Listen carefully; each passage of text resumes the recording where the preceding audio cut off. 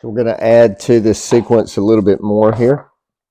So we're still, remember, we're in our recliner, we're propped, our leg is nice and straight, so nothing's supported on it. If this is recliner, instead of having an ottoman or something like that, there I've got 3 or 4 pillows to lift that leg up. So remember, so nothing is supported from pretty much just above the ankle to the mid thigh. So what we're going to do is we're just going to take a towel. You can also use a belt or a stretching strap. Don't use a stretchy band because we don't want anything that stretches for this. But we're simply going to we're going to loop something around our foot. Again, the whole focus is to keep this knee nice and straight. So we're going to kind of contract these muscles right here. That's kind of pushing our knee down. Nothing is supported.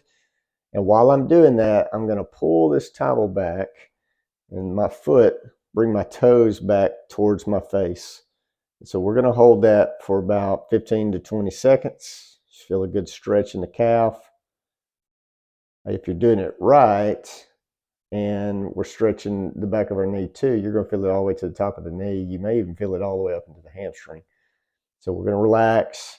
We're going to do that 4 or 5 times. So 15 to 20 seconds, 4 or 5 reps. If we can add to it, we do it by sitting up nice and tall.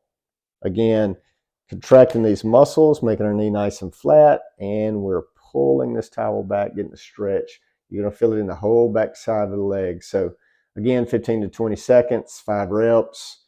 And I would do this 3 or 4 rounds a day. It's probably actually going to feel good once you get in the routine of doing it.